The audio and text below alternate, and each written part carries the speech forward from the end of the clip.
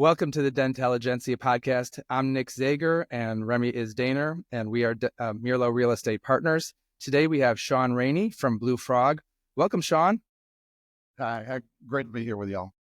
Yeah, I mean, we're really excited to have you. In our opinion, one of the biggest challenges our clients face as they go through a potential construction project is all of the weight. You know, it's really scary for them when they have to make these big, expensive decisions. And you guys do a really amazing job of putting that whole piece together and packaging it up really easily for them so it's understandable. And let me tell you, when we look at your website and see some of the images of some of the products, it's always money. I mean, like those are some of the most beautiful, beautiful dental and veterinary installations I've ever seen. And so I'm really excited to have you here and learn more about you and learn more about why you do what you do. Can you tell us a little bit more about that?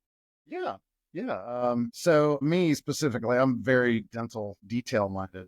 And so when I was growing up, literally I would put my parents' National Geographic magazines in calendar order, as a kind of OCD that way. So I got out of the Army and I didn't know what I wanted to do. I just landed with a home design firm. I ended up coming to Atlanta in 97, and I worked for Atlanta Dental Supply. Atlanta Design was a separate company at the time.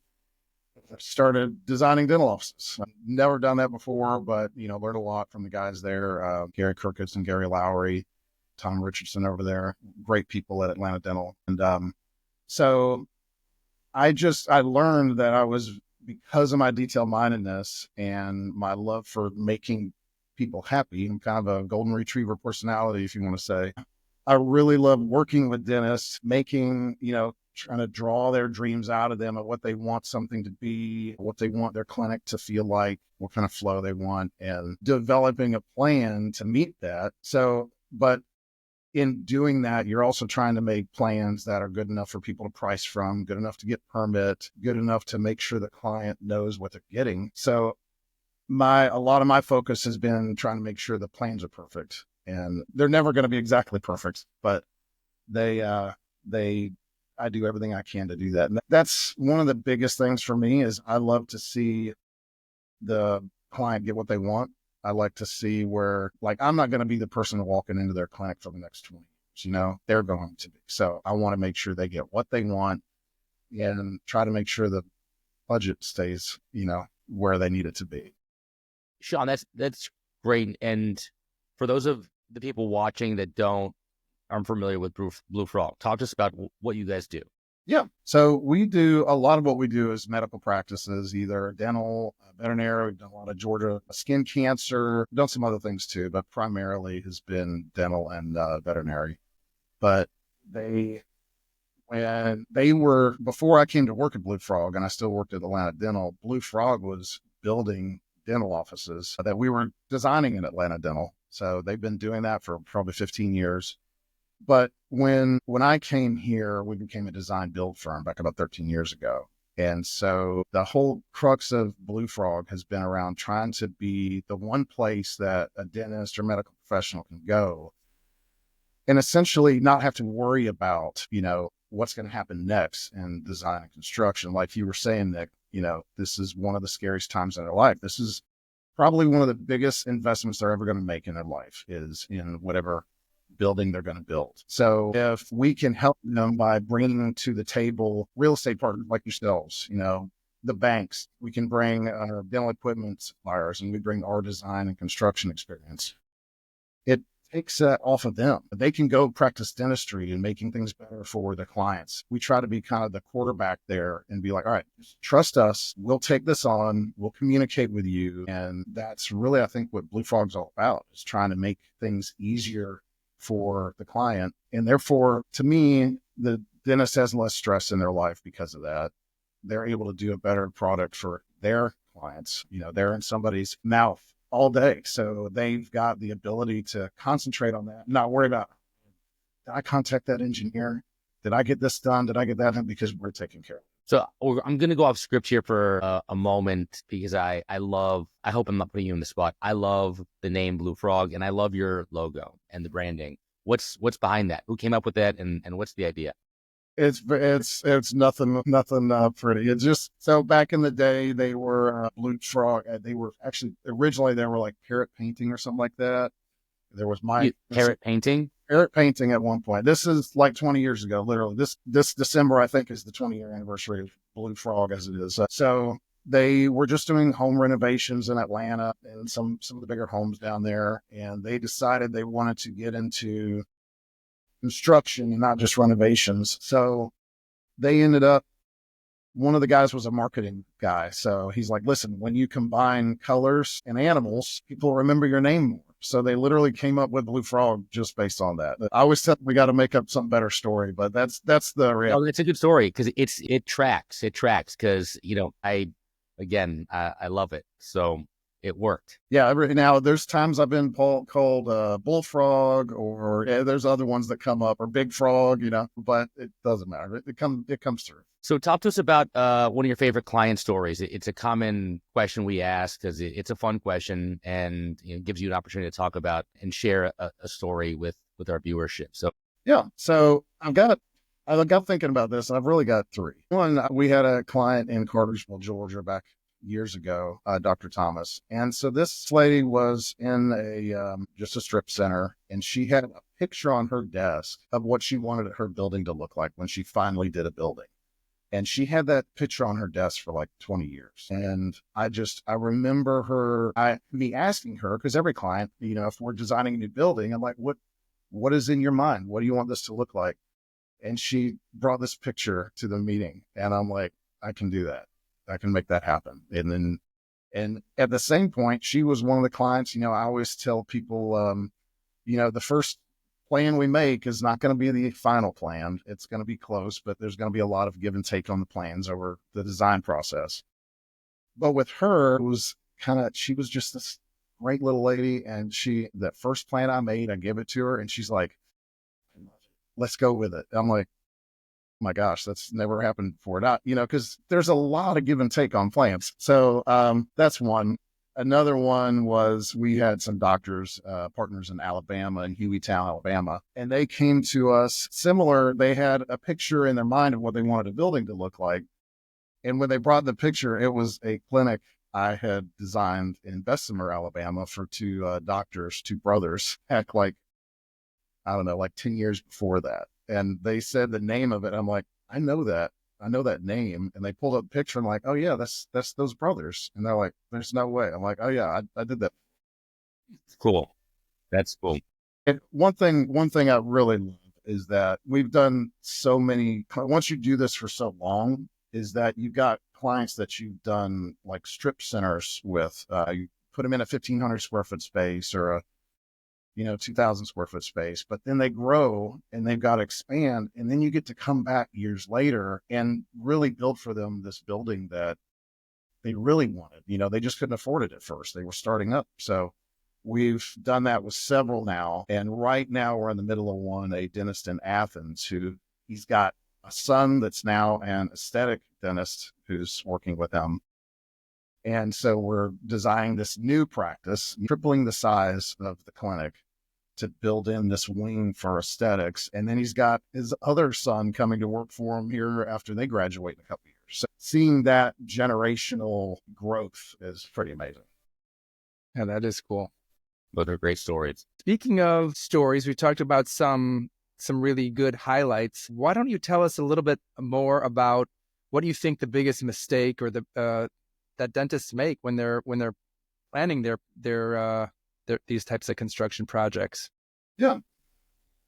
Some of what I said before goes to that. Like, you've got to be able to trust some people around you, like we were talking about. But I think what they've got to understand is that when they're talking about and thinking about how much money something's going to cost, if you're going to renovate something, there's always hidden costs. You're going to get into a building, you're going to start tearing out walls, you're going to find mold, you're going to find rock, you're going to find termites. We had a client in Lilburn that bought an Eckerd's building, an old Eckerd's drugstore, and we started trenching the floor, and the floor just fell out from underneath it. This is a full concrete slab, been there for probably 20 years. Evidently, somebody, whoever was building it, had dumped all the construction debris in the middle of the building, and filled it up, and then poured slab over it. So by the time we were done, we had like a 20 by 20 hole in the slab in the very middle of the building that we had pulled all the stuff out and had to go back and refill. You don't know that's going to happen up front. So there's always something. There's always hiccups. I always tell my clients that I've got a son who's 23, but when he was a senior in high school, I loved him, but construction, like the end of the construction project, you and your construction company, you've been together for a while at that point, right? But you love them. They're doing a great job, but you're really ready for them to get out of your practice and for you to start making money and bring people in and start doing the training. And it's a lot like having a 19-year-old son who's in the house and you're like, I love you, man, but you just got to go. You got to get out.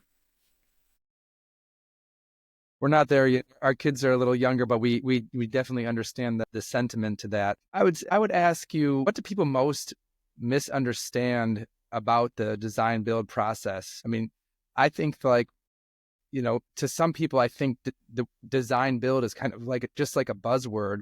Yeah. And maybe you can kind of, tell us more, since you're an industry expert here, what that means and what that means to Blue Frog.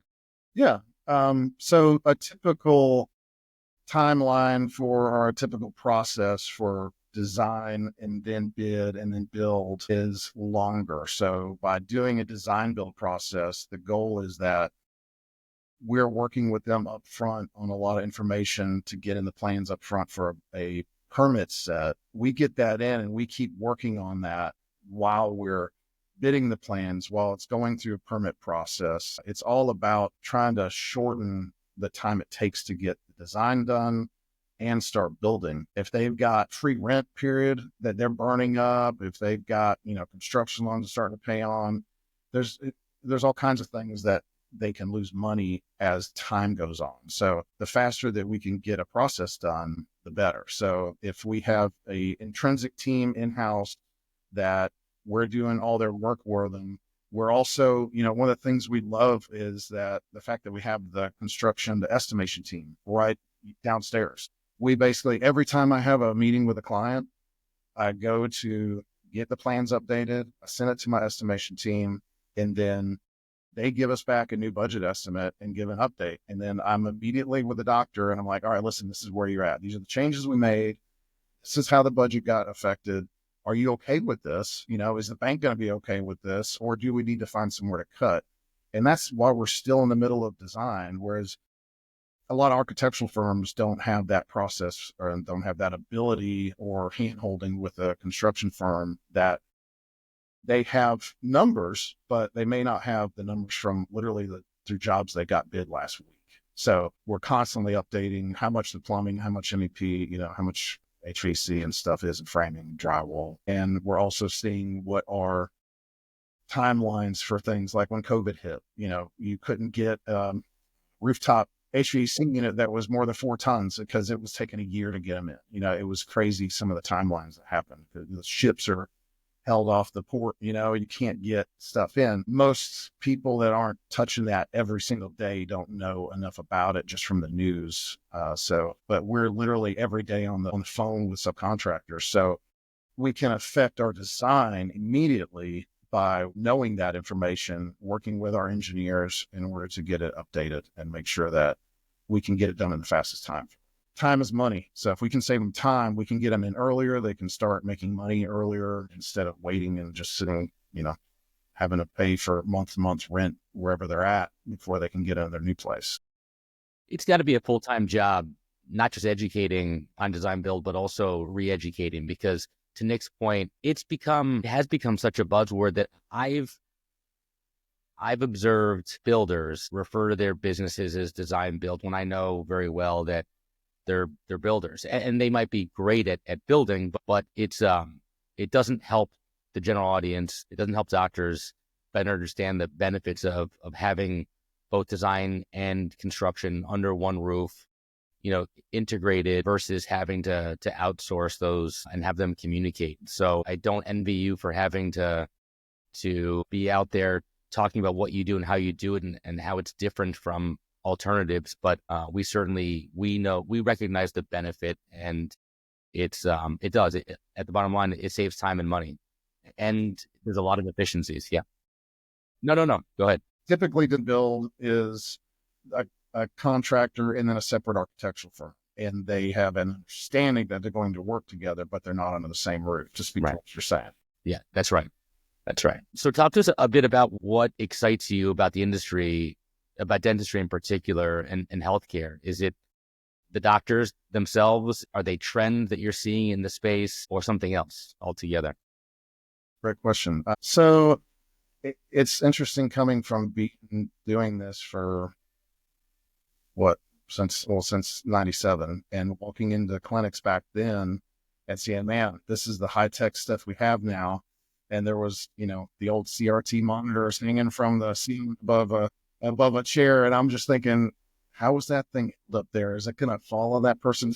So now we have LED monitors that weigh like, 2 Near pounds. nothing. Yeah, it's nothing. So technology, I'm really interested to see how all the new AI works in the dental field, with the different radiology that we have and how that can help dentists find things that they haven't before, the CERIC technology that we have where they can create things in office that they used to have to send out. What's that going to look like over the next 10 years? And one thing I know, like I said, the doctor whose son is getting into aesthetic dentistry, I talked to him the other day and I was like, okay, so how long is this person going to be in, how many people are you going to have in the office? He goes, okay, yeah, we'll have one person in there for 3 days. And I'm like, one single client for 3 days. And then you're going to take them through this whole process. Could we have thought of that how many years ago? So what's the next step? I'll be interested to see what the next step is. What the next thing is that's coming. But I know as far as to speak to your question, technology is just going to keep getting better and changing. The fact that you can go out and this has been happening for years, though, is, a lot of dentists I see want to build a building that has room for them and room for more people to lease out. So that's probably going to continue happening. There's a lot of lease space out there right now, but we've had so many that even veterinarians or optometrists or whatever that have come in and gone into next to a dental facility in one of their lease spaces. So I can see that continuing. We were at a district level dental general meeting recently, and we sat next to a professor at University of Detroit Mercy in their dental school. And she was a tenured professor and taught D1 through D4 and then a number of different specialty courses. And she said that some of those courses are dedicated exclusively to technology. And this is like handpiece technology and capital equipment technology. And I lost track of what she was talking about, soon after she started, because it blew my mind. I couldn't follow. What I got from it, though, was that they're dedicating, that there is an incredible amount of powerful technology being incorporated, to your point, into dentistry. And it is, if you can even begin to wrap your head around it, it's mind blowing. So it's exciting. I mean, I see billboards all the time, robotic heart surgery. It's still led by a person, but is that going to come into dentistry soon? Are they going to be endoscopy? Are they going to be in there with some type of robot and being able to do it from on the other side of the world? They're doing that now in hospitals. So does that ever come to dentistry? Dare I say, I hope not soon. But yeah, everything is just a matter of time. It's just, so. But you in going like the other way too, right? Tons of dentists I know that they do partly what we do so that can go and help other people. They're going to Africa and doing, cleft lip surgeries. They're doing all kinds of stuff for kids across the world. How does that play in? How many people can they touch if there's some type of system set up over there where they can literally from here do a surgery on somebody on the other side of the world who has no dentists within, 200 miles of them or something. So if that's not being researched, it should be. Not everybody is in a position to potentially, do a ground up development or even, build a new practice at another location. Sometimes you buy an existing practice and, that's the best situation for you at that time. And, we always recommend that, that entryway, that lobby where you that first impression, you should definitely spend some money even every 5 to 10 years kind of refreshing that area, because that is probably your biggest, it's the biggest way that you can make an impression and relate to your clients. To that end, can you tell us what you're seeing actually inside of the design world? Because that's the most interesting part. Like, what do you think people are going to be doing going forward to, make that type of space really stand out? We see lots of really awesome new installations all the time, but everybody's always interested in the next cool thing. Well, I mean, they've got, I'll be honest with you, a lot of that my interior designers work. But they've got all kinds of metallic substances now. Got a lot of people that leave spaces open and way more industrial. But, that's kind of I hate to call out trends, and because kind of like, the craftsman trend, you can pretty much look back and see when a building was built, if it's craftsman or if it's really modern or contemporary. But there's all kinds of ways to accentuate, like you said, the fact that you really need to go back in every 7 to 10 years, something like that, to refresh. There's things like 3form that have these fantastic acrylic panels that you can put up. There's glass impregnated countertops that people can put up by Impresso. So there's a lot of different things that you can do in the front of an office. The flooring types are changing. A lot of people are putting in LVT now, or LVP, what they call it, and mixing it with carpet, or, I don't see as much tile going in anymore unless it's on walls. I do see a lot of very kind of classy looking tile walls going in with jack on jack, vertical stone. There's some things that just continue, if you've got some kind of stone in there. The synthetic stones have come a long way. They've got all kinds of different designs and colors to those they've developed. But there's the 3form company itself is a really, really producer of just a myriad of different things that you can put on a focus wall. You got the green walls people love, but that's there's so many different. Now I recognize that you have the highest degree of optimization and efficiency when you're doing a design build project. And as you grow into new markets, it obviously there's infrastructure and there are things that need to happen and things that need to be in place to be able to provide that full scope. But in some of those newer markets or markets that you're interested in growing into, is it safe to say that you're able to do design work anywhere today, whether you're in that market doing projects or not? Yeah, whether we're building there or not. Yeah. Right. And I mean, the good thing is we've got a leadership team that if we want to build somewhere, they find a way to build. So, I mean, like right now, I think we're doing design build in Wyoming, Texas, Indiana. We've done it in Connecticut. We're in New York, got a couple jobs going in New York right now. We've done Washington, D.C. We're all across the Southeast. But wow, those are all design build projects. That's exciting. So, that's a lot of coverage.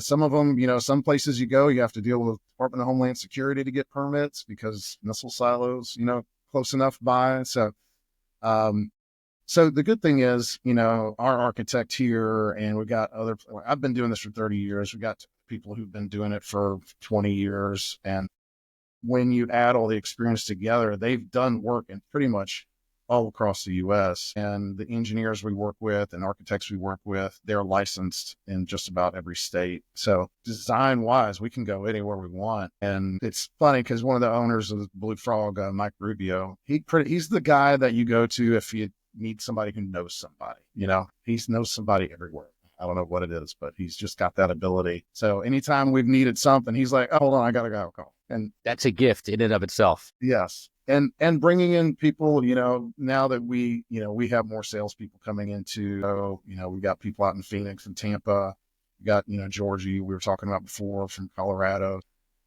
they have all these fingers all out everywhere too. So we got a lot of contacts. So no matter what, we can pretty much find a way to make it happen. Well, you guys are popping up all over our radar. It's impressive. So we're we're excited about that growth and continuing to work with you guys. That's exciting. It really is exciting because when I first came on, like we had like 10 people in the whole company, and 5 of those were either owners or owner wives. So, and now we've got like 60 people in the company, and I've got more people just in the design department than we used to have in the whole company. So, but we were doing pretty much Georgia, and that was it, maybe another state next door. But the ability to go and start moving into the Carolinas, then move into Florida, and then move into Alabama, Tennessee, and grow that, and to be able to work with some national companies that need work done, that's helped us increase the ability to do that. I would say this too is one of the things that we've been trying to do with dentists is that we've got lunch and learns that some of our sales guys have been putting together with them with some different universities, dental universities, and so that the students can start learning. We've done that in the veterinary world for years. And so they can start learning what it takes to, when they get out, to do their own and what's going to take to do design build, and give them, some upfront information on that to start thinking about. And then we also do something called drive events. So we create these events all over the US where our team goes in, real estate partners go in, our banks go in, dental equipment guys go in, and even some past clients that we've had go with us. And so we'll bring in we have ones for dentists, we have ones for veterinarians. And so we'll bring in all these dentists into this area of the country, into this one place. We'll have all these different people talk to them. We'll have our former dental clients talk to them. And that gives them ability to see across the board what it is that it's going to take to make the whole thing happen. And the fact that there's an entire team here just for you. Like, we're just here to help support you and your dream of what you want to do in the dental. Yeah. So that has been huge. And actually, another thing that we've kind of developed here in the last few years is what we call a start right. So many of our clients, when they first get going, they will start by going into a strip center, right?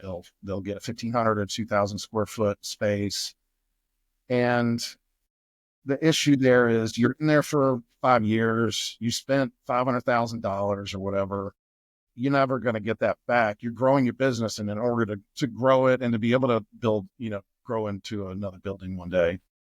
But what we started doing is developing and becoming more of a developer in that aspect. So we will help them we will partner with them in a contract, help them find land. We will go and buy the land. We will build the building, and then we'll use their SBA loan to help outfit the interior of the building.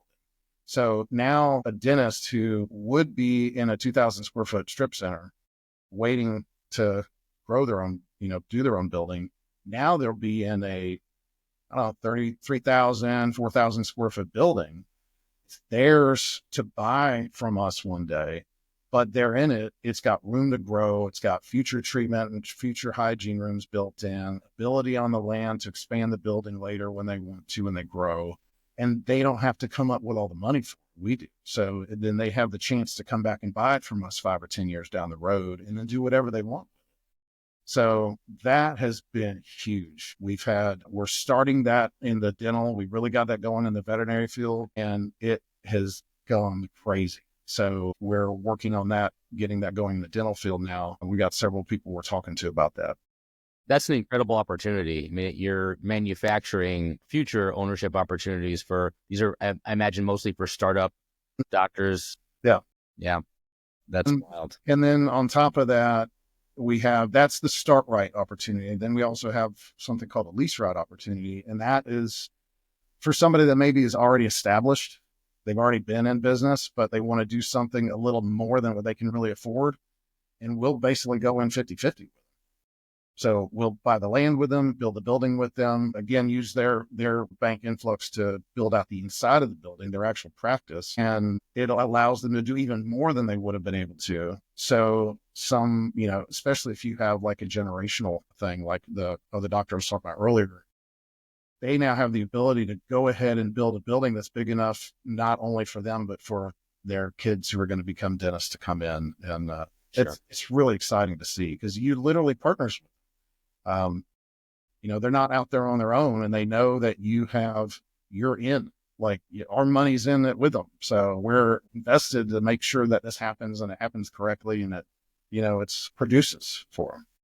So start right and lease right, those programs. Talk to us about, we'll get into some of the fun stuff now, the personal stuff. So what's the best compliment you've ever received about your leadership or your work or really anything that you want to share? So Mike, the owner, he's always, if he's not poking fun at you, there's an issue, but he always says, man, he just smiles. No matter what I tell him, he smiles, but I know there's something going on behind it. But yeah, I had a hard time when you sent me that. I really had a hard time thinking about that. Because nobody likes to talk about themselves, but we like to hear about it so we can brag about you, Yeah. I don't know. A lot of times it's like these clients, they had a vision, they had a concept like you had talked about where they had a picture on their desk. And, I know it's got to be super rewarding when, 9 months or whatever down the road after working with them, you're handing them the keys and they're in their dream. You help them build their dream, right? Yeah. I mean, when you go to a grand opening and you're walking through it with them, and basically they are giving you a tour through the office that you helped them design, and they're going on about this and about that. That I guess that to me is the biggest compliment. That they are in it and they love it. Like I said before, I'm not going to be in that office driving up to it every day for 20 years. They are. So one thing that really gets me, I got 3 kids, and the whole time they've been growing up, we'll drive around and I'll be like, yeah, I did that building. Yeah, I did that building. And then, later on, a year from then, we go by, they're like, yeah, we know, Dad, you did that building. I was just going to share that same experience. I drive my wife and my kids crazy, and I love doing that. The same thing. Oh, I worked on that. Oh yeah, Dad, we know. Yeah. You told us 10. Yeah. What's fun is when you drive around a corner and it's like, wait, that's Dr. What's his name's building? Like, oh my gosh. And I'm like, my wife loves it. She doesn't love it. That's sarcastic. I got to pull around. I can take a picture of that. She's like, oh my gosh, we got to get there. But I'll pull in, like we were literally driving back from Gulf Shores back to Atlanta. And I'm like, I want to really drive up by Hueytown and take a picture of that. The one I was mentioning earlier. I'm like, I really want to take a picture of that because it just came out beautifully. I love being able to look at something later after the fact and be like, man, that really came together. And it's funny because I tell the guys here, some people that are creating what we call a test fit plan. A lot of times, we get a client going, we'll do like a test fit to see what really fits in this space to give them a budget estimate. So they know you're looking at about this much money and you can fit all this stuff you wanted in this space. Right. And when they're creating a test fit, I'm like, listen, this isn't the end product. They're like, yeah, but it's perfect. I got everything. I'm like, yeah, but this is not what it's going to look like in the end. There's changes to make, and you got to be really willing to take a look and sit down with the client and say, what is it you want out of this? What is it you're going to, I did it based on what I believe your flow needs to be and how to move people through this office. But what is it that you're going to do that doesn't work with what I've done? How do we need to change this to fit your environment, your people, and how you train people? And so you've got to be willing to allow stuff to change. And that happens on buildings, elevations as well. Like, hey, we did this. And yeah, I remember when we had to change that, or the permit place. Good gosh. We said, we're literally designing our own building right now to build a new building in Athens.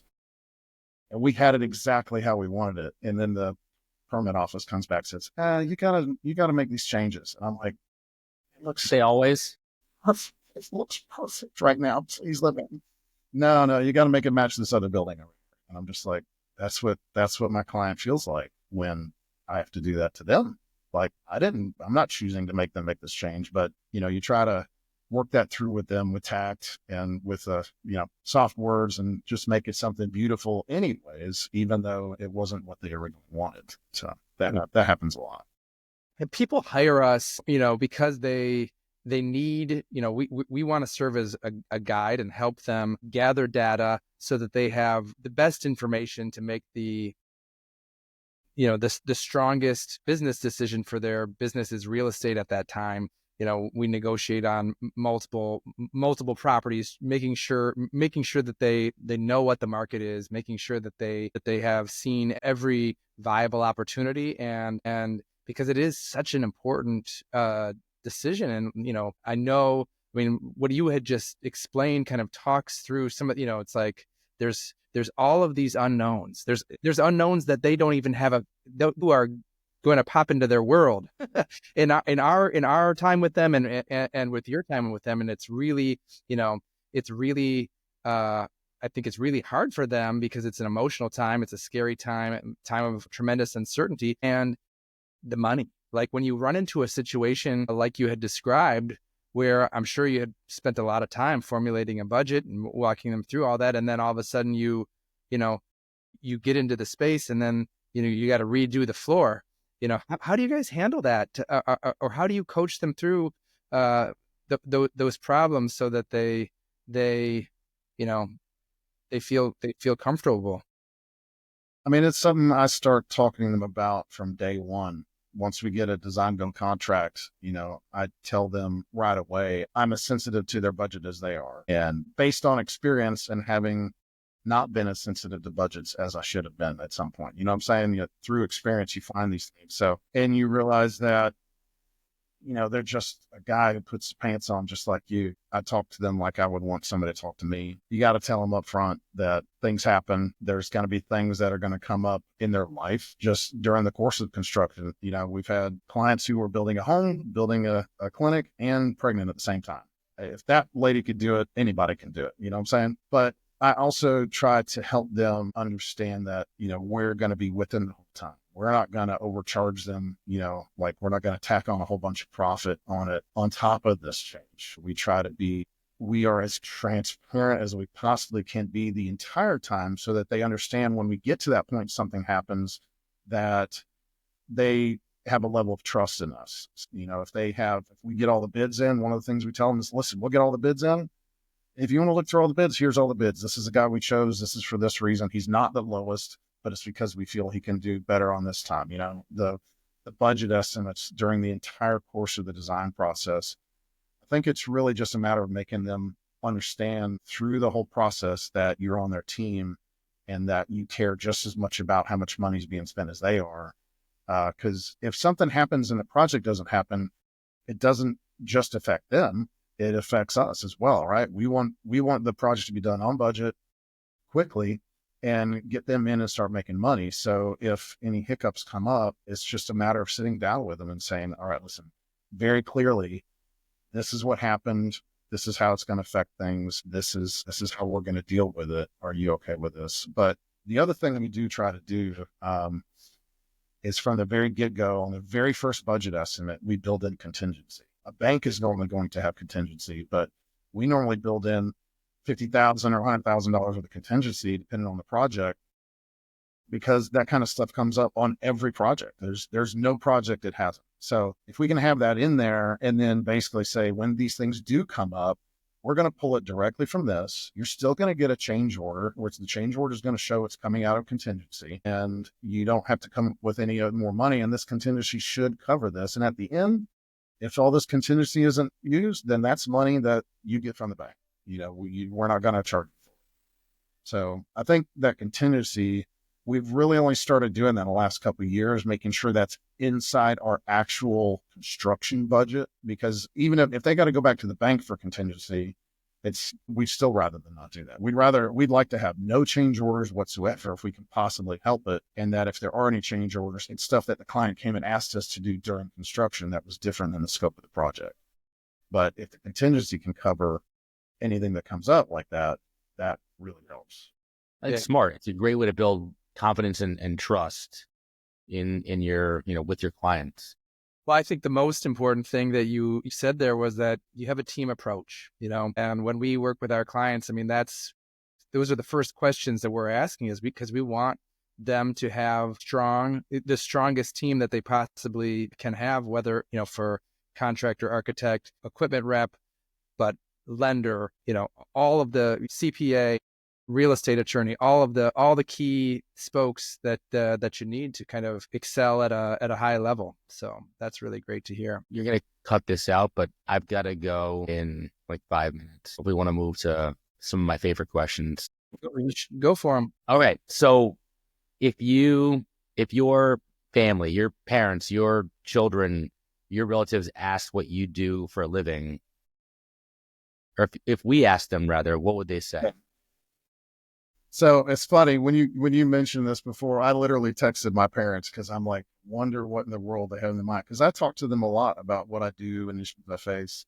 So my dad was like, say you're a building design architect. And they kind of view me as an architect. I'm not a licensed architect, just to make that clear. And my mom said a structural concept designer. I was like, it's like, that's very interesting because I really hardly ever talk about anything structural, but I kind of do the job of what people typically think an architect is. So that makes sense of what he said. And I do. Your dad got the design and the build both in there, right? Yeah. And then your mom, the way she described you, sounds swift. They're making you look good no matter what. Yes, so yeah. Right? They're great. They're great parents too. Describe your perfect day. Probably be at the beach with my family, my wife, my 3 kids, and their friends, watching them play. What's the game where they hit it down on the net? A little. I can't. Let me. I don't know either, but I've definitely seen it. And I'll spike ball. Yeah. I'll be at. Let me redo that so you can cut that.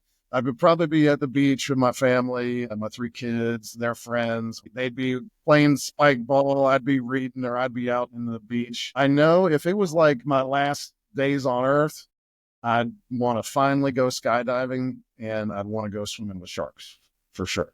One of our next questions is, what would you have as your last meal? So after Last meal. skydived and after you swim with sharks, what would you eat?